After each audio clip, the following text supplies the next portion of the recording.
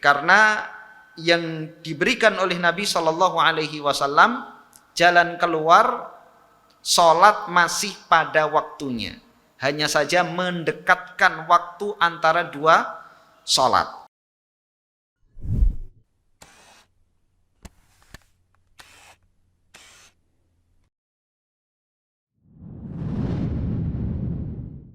Assalamualaikum warahmatullahi wabarakatuh.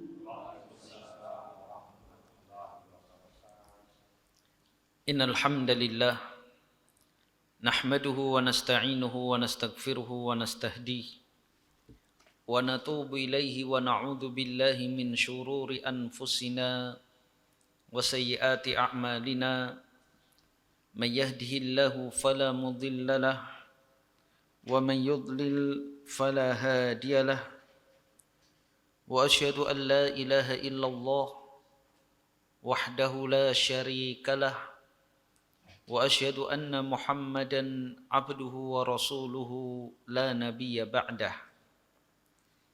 Ya ayyuhalladzina amanu taqullaha haqqa tuqatih wa la tamutunna illa wa antum muslimun.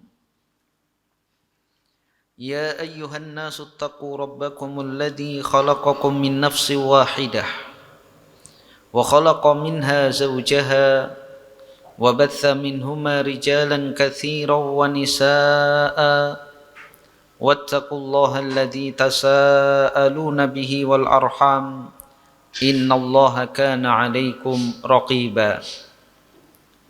Ya ayyuhalladzina amanu taqullaha wa qulu qawlan sadida yuslih lakum a'malakum wa yaghfir lakum dhunubakum wa man yuti'illaha wa rasulahu faqad faza fawzan 'azima. Amma ba'd, fa inna asdaqal hadithi kitabullah wa khairal hadi hadi Muhammadin sallallahu alaihi wasallam wa syarrul umuri muhdatsatuha wa kullu muhdatsatin bid'ah wa kullu bid'atin dhalalah wa kullu dhalalatin finnar.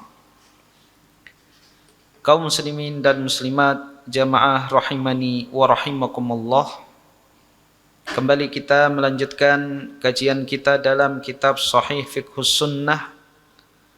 Kita masih membahas tentang salat jamak. Hukum salat jamak, menjamak salat antara zuhur dan asar serta maghrib dan isya adalah diperbolehkan. Adapun qasar adalah sunnah muakkadah bagi musafir. Orang yang mukim tidak boleh mengqasar. Adapun jamak diperbolehkan bagi musafir dan juga orang yang mukim tatkala turun hujan, dengan syarat menjamaknya di masjid dan imam yang memimpin jamak. Apabila imam tidak menjamak, maka makmum tidak boleh menjamak.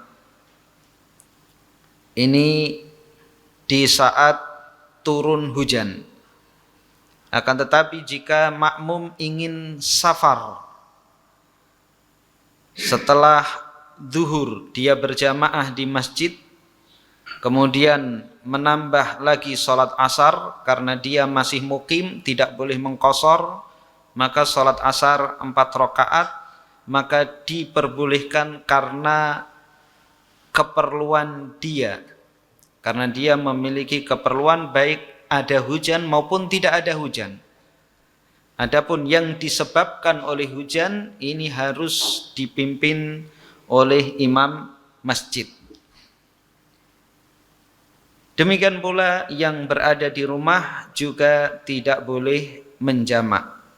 Jamak karena hujan hak bagi orang yang berjamaah di masjid dan dipimpin oleh imam masjid. Kemudian sebab yang membolehkan jamak yang ketiga adalah al-jam'u lil hajah. menjamak karena hajat kebutuhan. Fa'ani bin Abbasin qol shalla Rasulullah sallallahu alaihi wasallam adz-dzuhra wal asra jami'an bil madinati min ghairi khaufin wala matar. Dari Abdullah ibnu Abbas, ia mengatakan Rasulullah Shallallahu Alaihi Wasallam salat duhur dan asar dengan dijamak di Madinah tanpa khauf, tanpa disebabkan takut. Takut di sini adalah semisal dikepung oleh musuh atau dalam keadaan perang. Wala matar, juga tidak disebabkan oleh hujan. Qala Abu Quraib au Sa'id, berkata Abu Quraib atau Abu Sa'id, qultu li ibni Abbas, aku katakan kepada Abdullah ibnu Abbas, lima fa'ala dzalik, mengapa Nabi melakukan itu? Qal kai la yuharriju ummatahu. Abdullah bin Abbas menjawab agar tidak mempersulit umatnya. Wa fi hadza rukhsatun li ahli al-a'dhari fima yarfa'u anhumul haraju duna ghairi arbabil a'dhar wa hadza madhhab Ibn Sirin. Dalam hadis ini merupakan menunjukkan keringanan bagi orang yang memiliki uzur agar mereka tidak kesulitan, bukan pada orang-orang yang tidak memiliki uzur. Dan ini adalah madhab Ibnu Sirin. Wa ashhab min ashabi Malik, dan juga ashab dari sahabat Imam Malik. Yang dimaksud sahabat adalah murid. Wa hakkahul Khattabi anil Qaffal, dan juga disebutkan oleh Al-Khattabi dari Al-Qaffal Asy-Syasil Kabir min ashabis Syafi'i, dari murid Al-Imam Asy-Syafi'i, an Ishaq Al-Marwazi an jama'atin min ashabil hadith, dari Ishaq Al-Marwazi dari sekelompok ahlul hadith. Wakhtarahu Ibnul Mundhir wa Ibnu Taimiyah, dan ini yang dipilih oleh Ibnul Mundhir dan Ibnu Taimiyah. Jadi Nabi SAW ingin menunjukkan kepada umatnya bahwa tidak harus safar, tidak harus adanya hujan. Siapapun yang memerlukan menjamak karena suatu keperluan yang tidak, atau yang keperluan tersebut akan lebih leluasa dilakukan apabila dia sudah menjamak sholatnya atau akan menjamak sholatnya, maka yang seperti itu diperbolehkan. Apabila dengan menjamak dia akan lebih maksimal dalam melakukan suatu kebutuhan atau keperluan yang memang kalau dia sholat pada waktunya itu akan memberatkan atau mengganggu, atau lebih dari itu, yaitu apabila dia bertugas memenuhi kebutuhan kaum muslimin, masyarakat luas. Qala Syekhul Islam, berkata Syekhul Islam, was-sunna'u wal fallahun, orang-orang yang membuat produk dan juga para petani, idza kana fil waqtil khasi masyaqqatun alaihim, apabila pada waktu khusus itu memberatkan mereka, mithlu an yakunal ma'u ba'idan fi fi'lis shalah, seperti jarak air itu jauh dari dia mengerjakan salat. Wa idza dhahabu ilaihi wa tatahharu ta'attala al-amal alladhi yahtajuna ilaihi falahum an yusallu fil waqtil mustarak fayujmi'u baina shalatain. Kalau mereka pergi untuk bersuci, maka pekerjaan dia akan terbengkalai dan mereka membutuhkan pada jamak. Maka boleh bagi mereka untuk sholat pada waktu mustarak, pada waktu-waktu yang dibolehkan jamak, lalu mereka menjamak di antara dua sholat. Tentunya di zaman dahulu berbeda dengan zaman sekarang, terutama di padang pasir. Tatkala petani misalnya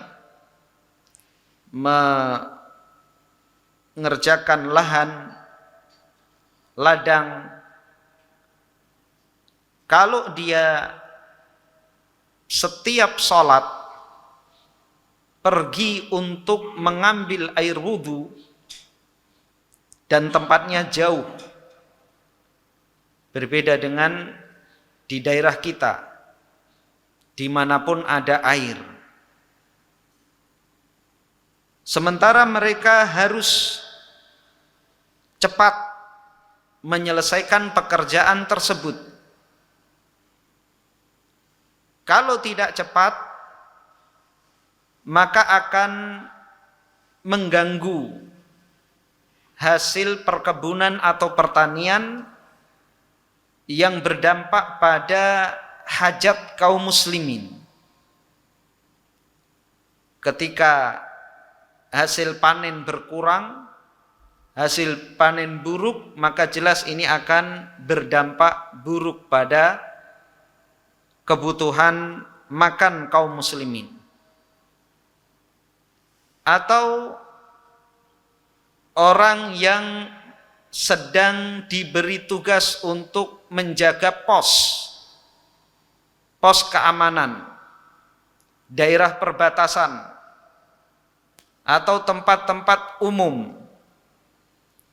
Apabila ditinggalkan, maka dikhawatirkan akan terjadi kekacauan, keamanan akan terganggu, atau penjaga mesin apabila ditinggalkan maka akan berbahaya, dia harus ditunggu. Maka hal-hal yang seperti ini, seperti orang yang bertugas di lepas pantai menunggu pengeboran minyak bumi, menunggu api, dan itu tidak bisa ditinggalkan.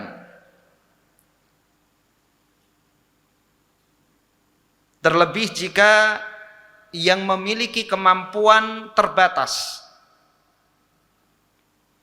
Mungkin kita akan bertanya, kenapa enggak bergantian saja? Sudah diatur shift sedemikian rupa, 24 jam, 8 jam, 8 jam, 8 jam, 3 orang. Artinya dia menjalankan tugas di saat sahabatnya mendapatkan hak untuk istirahat. Karena kalau harus sahabatnya datang lagi di saat jam sholat, justru sahabatnya tidak akan bisa istirahat. Maka hal-hal seperti ini diperbolehkan untuk menjamak sholat. Wa yajma'ul maridul ladzi yajidul masyaqqata fil ityani bi kulli sholatin fi waqtiha. Begitu juga orang yang sakit yang mendapati kesulitan kalau melakukan sholat pada waktunya, karena untuk bersuci dia mengalami kesulitan, terlebih yang berat untuk berjalan atau merasa berat terkenai air, bahkan untuk berwudu pun harus dibantu, maka yang seperti ini boleh menjamak salat. Di haditsil mutaqaddim, berdasarkan hadis yang telah lalu, wa qiyasan 'alal mustahadhah, dan dikiaskan pada wanita yang mengalami istihadhah. Ada dua darah yang keluar dari kemaluan wanita. Ada 3 darah yang keluar dari kemaluan wanita. Yang pertama adalah darah nifas, yang kedua adalah darah haid, dan yang ketiga adalah darah istihadhah. Darah nifas adalah darah yang keluar disebabkan melahirkan bayi. Darah haid adalah darah yang keluar setiap bulan. Dia muncul dari sel telur yang tidak dibuahi. Warnanya hitam dan berbau busuk.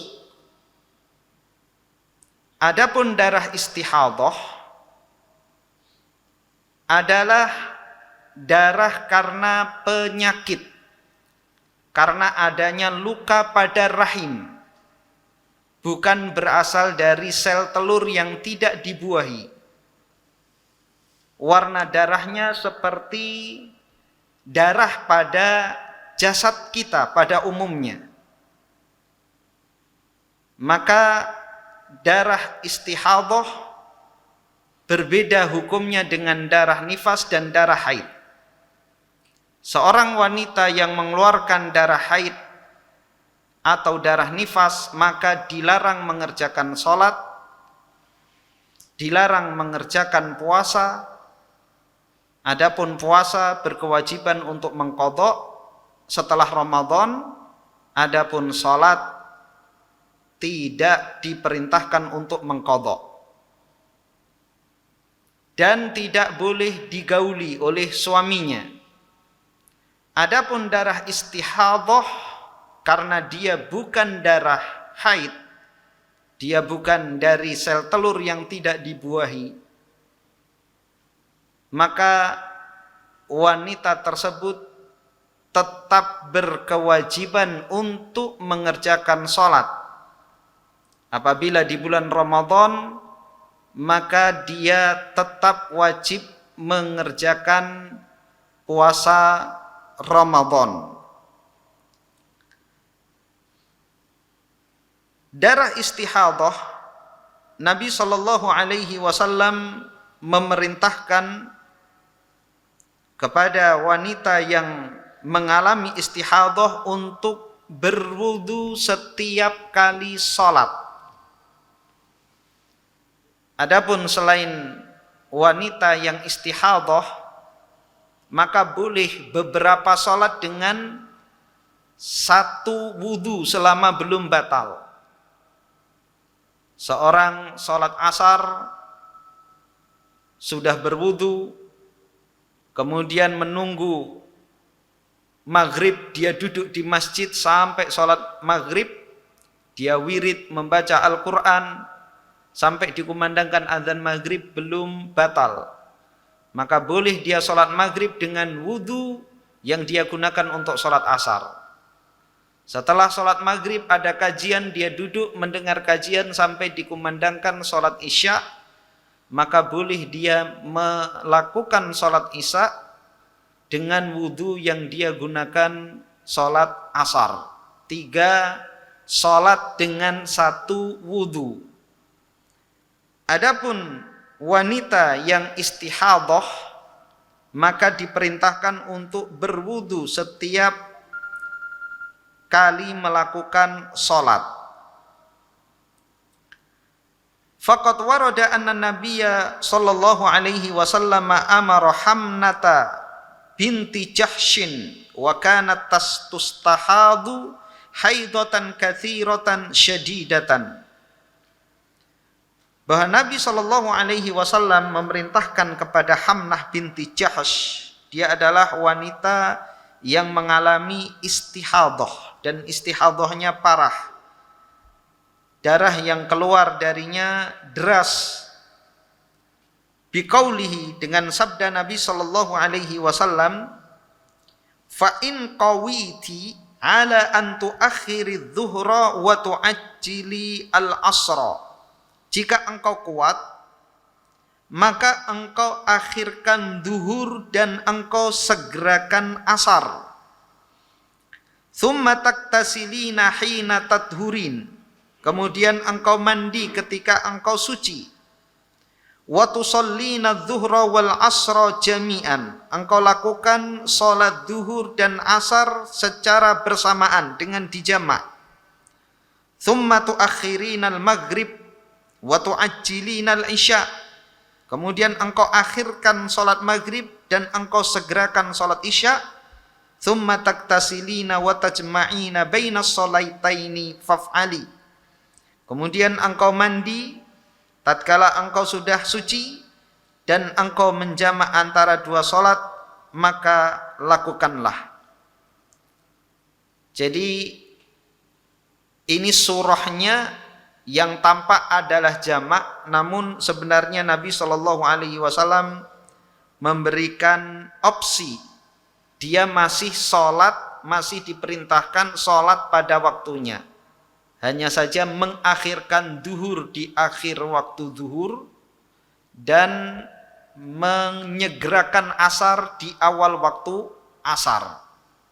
Jadi dia sholat duhur, begitu salam tidak beberapa lama sudah masuk waktu asar. Dia sholat duhur di akhir waktu duhur, setelah selesai sholat duhur tidak beberapa lama masuk waktu asar. Begitu juga antara maghrib dan isya. Maka demikian pula orang yang sakit lebih memerlukan melakukan seperti ini. Maka orang yang sakit boleh menjamak,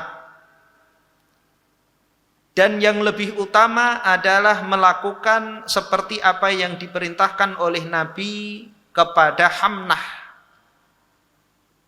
karena yang diberikan oleh Nabi Shallallahu Alaihi Wasallam jalan keluar sholat masih pada waktunya, hanya saja mendekatkan waktu antara dua sholat. Kemudian hal tushtaratul muwalatu baina sholatainil majmu'atain. Permasalahan berikutnya, apakah disyaratkan berkesinambungan antara dua sholat yang dijamak? Apakah harus setelah sholat duhur langsung berdiri sholat asar, habis sholat maghrib langsung berdiri sholat isya, atau boleh ada jeda waktu? Keluar, makan siang dulu, baru kembali melakukan sholat asar.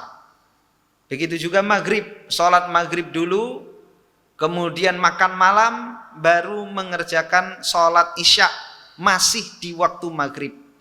Apakah muwalah berkesinambungan itu disyaratkan pada jamak?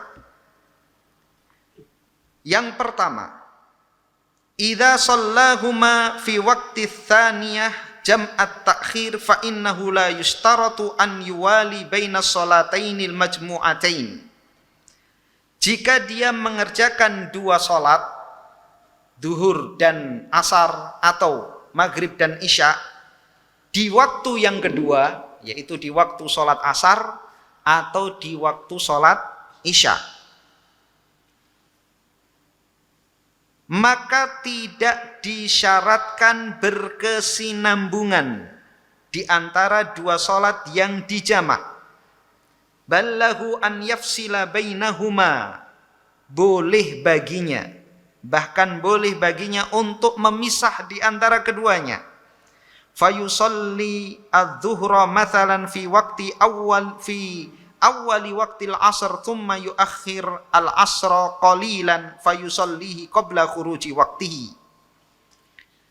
Dia sholat duhur misalnya di awal waktu asar, kemudian mengakhirkan asar sedikit, lalu dia mengerjakan sholat asar tersebut sebelum keluarnya waktu asar.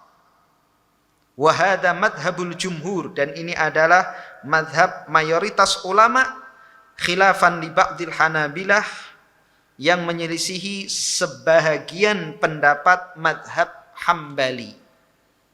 Jadi kalau jamaknya jamak takhir, menurut mayoritas ulama selain sebagian madhab Hambali, artinya madhab Hanafi, madhab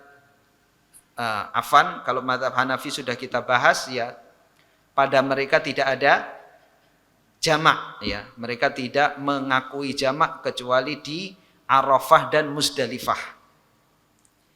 Pada madhab Maliki dan madhab Syafi'i dan sebagian madhab Hambali, jadi tidak disyaratkan muwalah berkesinambungan di jamak takhir. Karena apa? Karena ketika seorang mengakhirkan itu masih pada waktunya. Dia masih sholat pada waktunya. Berbeda dengan jamak di awal waktu sholat, jamak takdim, zuhur asar di waktu zuhur, maghrib isya di waktu maghrib. Kalau diakhirkan barangkali akan sampai keluar waktu zuhur, akhirnya bukan jamak lagi. Tapi kalau jamak takhir tidak ada permasalahan seperti itu. Orang datang dari safar, dia belum sholat maghrib, sudah masuk waktu isya. Dia sholat maghrib, kemudian ada keperluan, dia menata-nata barang, ya, memasukkan ke freezer karena dapat oleh-oleh frozen. Kalau tidak segera dimasukkan ke dalam freezer, maka akan rusak, atau anaknya nangis dan lain sebagainya, sampai jeda waktu mungkin 1 jam, 2 jam, atau mungkin dia merasa lapar, nah sekalian makan, ya, anak-anaknya nangis, kelaparan, maka dia kasih makan sampai 2 jam belum keluar waktu isya. Maka yang seperti ini menurut jumhur ulama diperbolehkan. Yang kedua, idza shallahuma fi waqtil ula jam'at takdim, jika melakukan sholat tersebut di waktu yang pertama, yaitu di waktu zuhur atau di waktu maghrib. Fadhahabal jumhuru ila annahu yustaratu an yusallihima min ghairi faslin. Maka pendapat jumhur, mayoritas ulama, disyaratkan untuk melakukan kedua sholat tersebut tanpa adanya jeda. Wa khalafahum Syekhul Islam Ibnu Taimiyah, dan pendapat jumhur ini diselisihi oleh Syekhul Islam Ibnu Taimiyah. Faqala la yushtaratu kadzalik, tidak disyaratkan seperti itu. Wa huwa riwayatun an Ahmada wa qaulun 'inda Syafi'iyah wa huwal aqrab. Dan ini juga pendapat yang diriwayatkan dari Imam Ahmad dan salah satu pendapat dalam madhab Syafi'i. Dan penulis kitab ini mengatakan, dan ini yang lebih dekat pada kebenaran. Qala Syekhul Islam, berkata Syekhul Islam, la tushtaratul muwalatu bainal majmu'ataini bihal, tidak disyaratkan muwalah berkesinambungan di antara dua salat yang dijamak bagaimanapun keadaannya. La fi waqtil ula wala fi waqti tsaniyah, baik di waktu yang pertama ataupun di waktu yang kedua. Fa innahu laisa lidzalika haddun fi syara', karena itu tidak ada batasannya di dalam syariat. Wa li anna mura'ata dzalika yasqutu maqsudar rukhsah, karena kalau melihat atau menjaga, membatasi harus muwalah, harus berkesinambungan, maka akan hilanglah tujuan dari syariat, yang mana syariat jamak itu adalah untuk memberikan keringanan. Wa sunnatu ja'at bi ausa'i min hada, dan sunnah itu datang dengan yang lebih longgar, yang lebih leluasa daripada ini. Fan Nabi sallallahu alaihi wasallam jama'a fi awalil waqti kama jama'a bi Arafah. Nabi sallallahu alaihi wasallam pernah menjamak di awal waktu sebagaimana beliau menjamak di Arafah. Wa taratan jama'a fi tsaniyah fi waqti tsaniyah kama jama'a bi Muzdalifah, dan terkadang Nabi menjamak di waktu yang kedua sebagaimana Nabi menjamak di Muzdalifah. Wa fi ba'di asfarihi, dan di sebagian perjalanan safar beliau. Wa taratan jama'a bainahuma fi wasatil waqtain, dan terkadang Nabi menjamak di tengah waktu antara dua waktu salat tersebut. Waqad yaqa'ani ma'an fi akhiri waqtil ula, dan terkadang terjadi jamak itu di akhir waktu yang pertama. Waqad yaqa'ani ma'an fi awwali waqti tsaniyah, dan terkadang terjadi secara bersamaan di awal waktu yang kedua. Waqad taqa'u hadhihi fi hada wa hadhihi fi hada, terkadang terjadi salat ini di waktu salat itu, salat ini di waktu salat yang lain. Wa kullu hada jaiz, dan ini semuanya boleh. Li anna asla hadhil mas'alah annal waqta 'indal hajah mushtarak, karena asal dari permasalahan ini bahwasanya waktu antara dua salat tersebut mushtarak, bergabung. Wat taqdimu wat tawassut bisa babil maslahah, mengedepankan atau menengahkan waktu itu untuk maslahat. Jadi jamak itu adalah mengumpulkan dua salat karena dia suatu kebutuhan, maka waktunya bebas dipilih. Maka waktu jamak zuhur dan asar itu sejak masuknya waktu zuhur, yaitu setelah zawal sampai sebelum tenggelamnya matahari. Kemudian waktu maghrib dan isya untuk jamak antara sejak setelah tenggelamnya matahari sampai akhir waktu isya. Maka manapun yang kita pilih di antara waktu-waktu tersebut untuk menunaikan sholat zuhur dan asar sejak zawal tergelincirnya matahari sampai sebelum tenggelamnya matahari, maka kita bebas memilihnya. Begitu juga ketika kita mengumpulkan antara maghrib dan isya, maka sejak setelah tenggelamnya matahari sampai akhir waktu isya, maka kita bebas memilih asalkan berurutan. Kalau muwalah berkesinambungan tidak disyaratkan. Adapun berurutan artinya sholat yang awal dahulu baru yang berikutnya. Zuhur dulu baru asar, maghrib dulu baru isya. Bagaimanapun cara mengerjakannya itu bebas. Dan inilah pendapat yang dikuatkan oleh mu'alif, penulis kitab ini, dari ulama-ulama besar, pendapat dari Al-Imam Ahmad dan Syekhul Islam Ibnu Taimiyah, serta salah satu pendapat dalam madhab Syafi'i, dan insya Allah ini yang mendekati kebenaran. Tatkala mayoritas ulama mereka membolehkan jamak takhir tidak muwalah, tidak berkesinambungan, kenapa mereka tidak membolehkan pada waktu yang pertama? Padahal sama saja. Karena ketika menjamak, waktu asar ketika dimasukkan ke dalam waktu zuhur, maka waktunya longgar juga sebagaimana ketika memasukkan waktu zuhur di waktu asar. Apakah harus di awal waktu ketika mengerjakan sholat zuhur di waktu asar? Tidak. Setengah jam setelah dikumandangkan adzan, 1 jam setelah masuknya waktu asar dia baru sholat zuhur, boleh tidak? Boleh tidak? Boleh. Begitu juga dia mengerjakan sholat maghrib di waktu isya. Apakah di awal waktu isya harus segera mengerjakannya?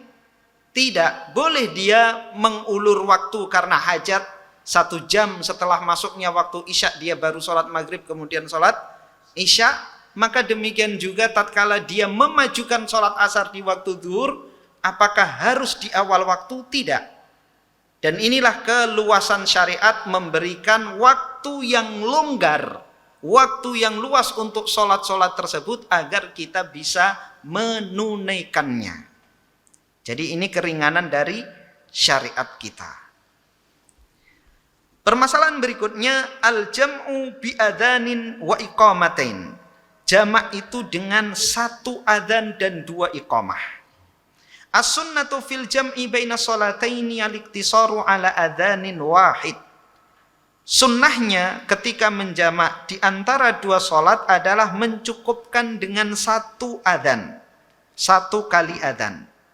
Wal iqamatu likulli wahidatin minas sholatain, dan iqamah pada masing-masing dari kedua sholat. Fafi hadithi Jabirin anna Nabiya sallallahu alaihi wasallam shalla sholataini bi Arafata bi adzanin wahid wa iqamatain. Disebutkan dalam hadis Jabir bahwa Nabi sallallahu alaihi wasallam salat 2 salat di Arafah dengan 1 adzan dan 2 iqamah. Wa atal Musdalifata fa shalla bihal maghriba wal isya'a bi adzanin wahid wa iqamatain. Dan Nabi datang di Musdalifah, lalu beliau melakukan sholat maghrib dan isya dengan 1 kali adzan dan 2 kali iqamah. Walam yusabbih bainahuma, dan tidak mengerjakan sholat sunnah di antara keduanya. Tsumma taja'a hatta tala'al fajr. Kemudian Nabi SAW berebah hingga terbit fajar. Jadi ini yang dilakukan oleh Nabi SAW bersama sahabatnya ketika menjamak di Arafah, yaitu sholat duhur dan asar di waktu duhur dengan 1 kali adzan, 2 kali iqamah. Ketika tenggelam matahari masih di Arafah, Nabi tidak segera mengerjakan sholat maghrib. Namun Nabi bertolak dari Arafah menuju ke Musdalifah. Barulah di Musdalifah Nabi SAW mengerjakan sholat maghrib dan sholat isya dengan dijamak, 1 kali adzan, 2 kali iqamah, dan Nabi tidak sholat sunnah di antara keduanya. Jadi itulah sunnah ajaran yang dicontohkan oleh Nabi SAW dalam menjamak, cukup mengerjakan sholat fardunya saja dan tidak mengerjakan sholat sunnah. Sebagaimana telah kita bahas pada pertemuan yang lalu, bahwa rukhsah, keringanan bagi musafir tidak melakukan sholat sunnah rawatib. Dan ini yang dicontohkan oleh Nabi SAW di saat safar, seorang muslim tidak mengerjakan sholat rawatib sebagaimana ketika mukim. Orang yang terbiasa melakukan sholat rawatib di waktu mukim, maka di saat safar dia mendapatkan pahala yang sempurna dari sholat rawatib tersebut. Kalau ketika mukim dia memang terbiasa melakukan sholat rawatib. Nabi SAW tidak pernah melakukan sholat rawatib di saat safar kecuali qobliyah fajar, 2 rakaat sebelum subuh, dan juga sholat witir. Ini yang tidak pernah ditinggalkan oleh Nabi SAW baik dalam keadaan mukim maupun di saat safar.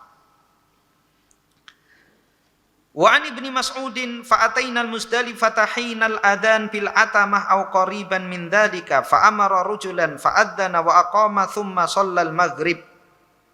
Dari Ibnu Mas'ud ia mengatakan, lalu kami datang di Muzdalifah, tiba di Muzdalifah ketika adzan Isya atau mendekati itu. Lalu Nabi memerintahkan seseorang untuk mengumandangkan adzan, kemudian iqamah, lalu mengerjakan sholat maghrib. Wa shalla ba'daha rak'atain, dan Nabi mengerjakan setelahnya sholat 2 rakaat, thumma da'a bi asyaihi. Lalu Nabi sallallahu alaihi wasallam meminta untuk dihidangkan makan malamnya, fata'asya. Lalu Nabi sallallahu alaihi wasallam makan malam. Kita lanjutkan permasalahan berikutnya.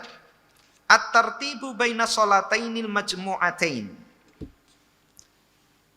Tertib artinya berurutan mengerjakan 2 sholat.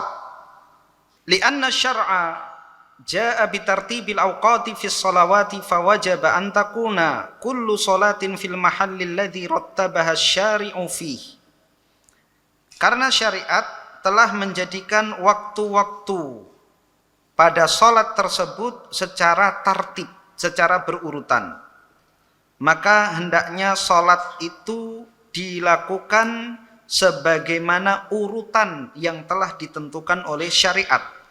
Waqad qala sallallahu alaihi wasallam, dan Nabi telah bersabda, "Shallu kama ra'aitumuni usolli." Salatlah kalian sebagaimana kalian melihatku salat. Lakin akan tetapi, lau nasiya insanun au jahila, kalau seorang lupa atau tidak mengetahui, au hadara qauman yusallunal isya, atau menghadiri sebuah kaum yang sedang sholat isya, wa qad nawa jam'at takhir, padahal dia telah niat untuk jamak takhir, fa shalla ma'ahumul isya'a thumma shallal maghrib fahal tujzi'uhu, lalu ia sholat bersama mereka, sholat isya, kemudian baru sholat maghrib, maka apakah ini sudah mencukupi? Qalal fuqaha'u la, berkata ulama ahli fikih bahwa ini tidak mencukupinya. Wala tasihu minhul isya, dan sholat isya'nya tidak sah. Fayusallil isya'a tsaniyatan ba'dal maghrib, maka hendaknya dia sholat isya yang kedua kali setelah sholat maghrib. Jadi sholat isya bersama kaum yang dia datangi, menurut muallif di sini tidak sah. Jadi dia setelah itu sholat maghrib, maka setelah sholat maghrib dia sholat isya lagi, karena sholat isya yang dia dahulukan sebelum sholat maghrib ini tidak sah. Wallahu ta'ala a'lam bishawab. Selesai kita dari pembahasan sholat jamak. Insyaallah pada pertemuan yang akan datang, belum Ramadan ya, kita akan membahas sholatul khauf. Barangkali ada pertanyaan, kami persilahkan.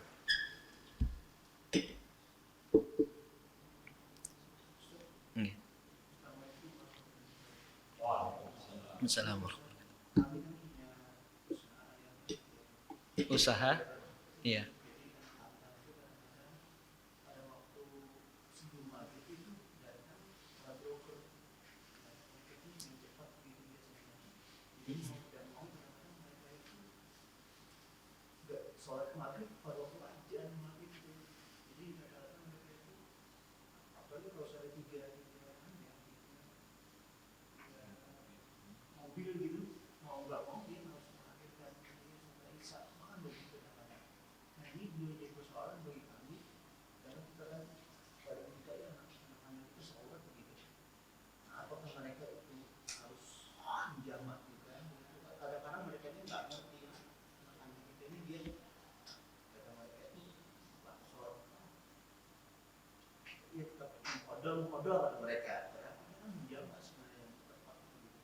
Iya. Iya. Wallahualam ya, kita tinggal di sebuah negeri mayoritas Islam, tapi banyak yang tidak perhatian pada sholat ya, termasuk para sopir travel, sopir bus ya.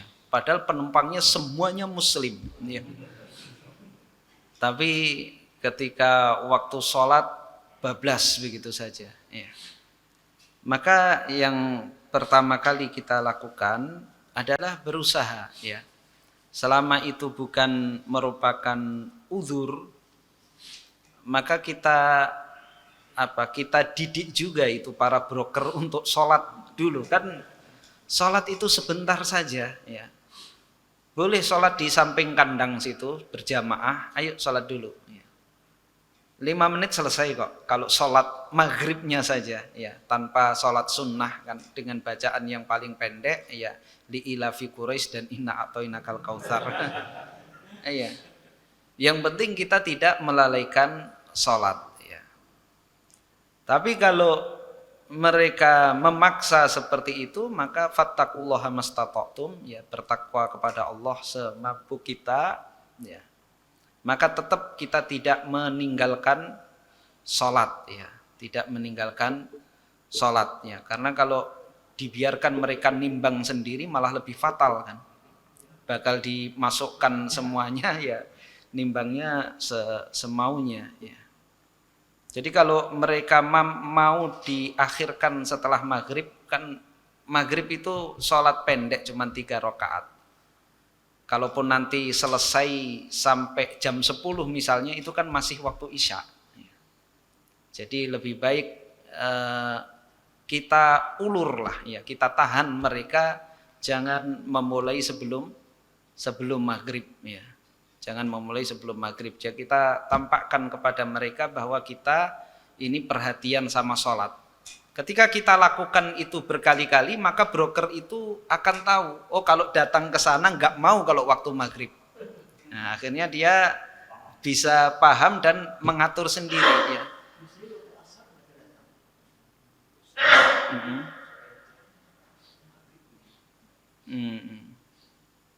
Iya.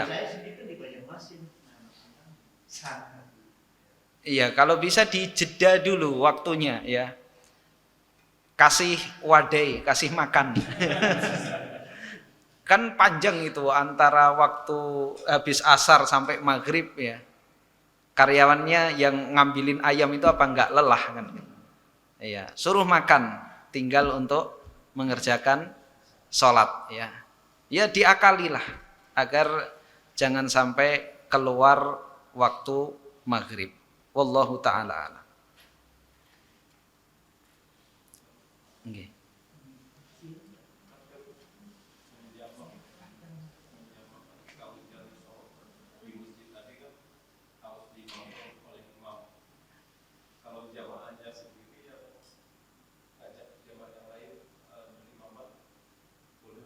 Tidak boleh ya, jadi itu hak prerogatif imam masjid ya.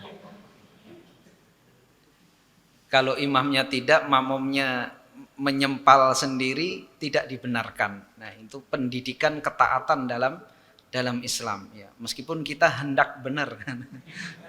Sudah jamak, sudah lepas beban, tinggal tidur di rumah. Niatnya kan itu.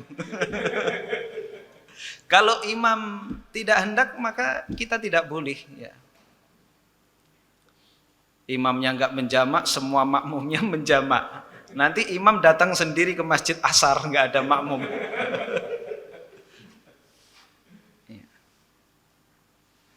Silakan, ada yang lain?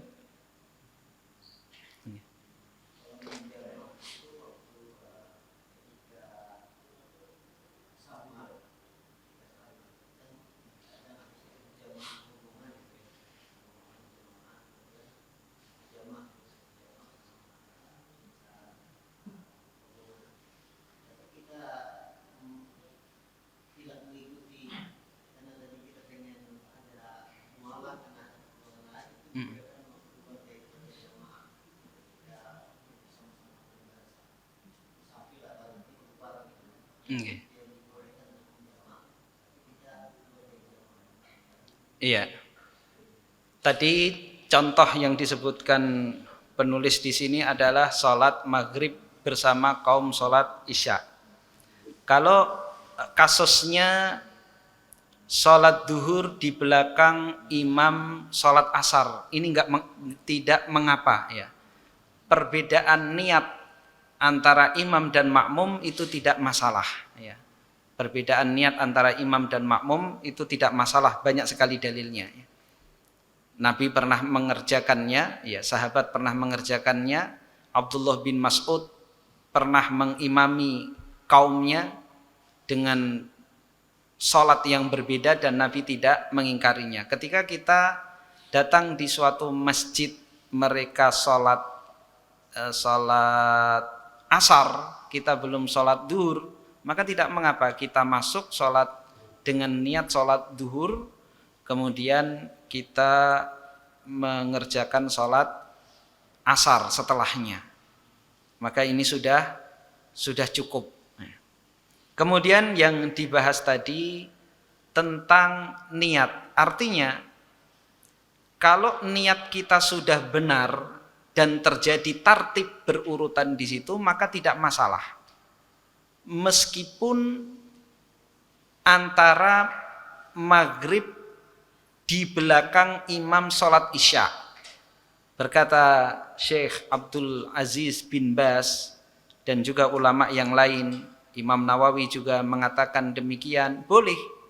Apa yang dilakukan oleh orang yang sholat maghrib di belakang orang yang sholat isya, ketika duduk tasyahud di rakaat dia yang ketiga, maka dia menunggu imam. Ketika imam berdiri pada rakaat keempat, kemudian salam bersama imam, menunggu dia dengan duduk tasyahud. Meskipun ini ada khilaf di antara para ulama karena perbedaan bentuk. Adapun duhur di belakang imam sholat asar itu tidak ada masalah sama sekali. Adapun maghrib di belakang isya ini karena ada perbedaan bentuk. Namun banyak para ulama yang tidak mempermasalahkan. Yang penting terjadi tartib di situ. Terjadi berurutan. Jadi duhur dulu baru asar, meskipun dia bermakmum di belakang imam yang sholat asar ketika dia sholat duhur. Begitu juga maghrib dan isya, maghrib dahulu baru isya. Yang kita bahas tadi adalah orang niatnya keliru ya. Niatnya keliru. Namun apabila dia ragu dalam mengerjakannya antara maghrib isya ini ya karena modelnya berbeda, kemudian juga dilihat orang tidak pantas ya, maka tidak mengapa ya, karena dia musafir. Namanya musafir itu tidak wajib menghadiri jamaah di masjid ya. Dia boleh berjamaah dengan kelompok safarnya ya, anggota safarnya, maka mereka mengerjakan sholat sendiri maghrib dan isya dengan dijamak dan dikosor. Yang dikosor sholat isyanya. Wallahu ta'ala a'lam bishawab. Demikian yang bisa kita kaji pada kesempatan malam hari ini. Mudah-mudahan setiap ilmu yang kita pelajari akan menambah derajat kedudukan kita di sisi Allah Subhanahu wa taala kelak. Kita tutup dengan doa kafaratul majelis. Subhanakallahumma hamdika asyhadu an la ilaha illa anta astaghfiruka wa atubu ilaik. Assalamualaikum warahmatullahi wabarakatuh. Terima kasih. Jazakumullah khairan wa barakallahu fikum. Video ini dibuat atas partisipasi dari donasi Anda. Semoga menjadi amal jariah bagi Anda semuanya.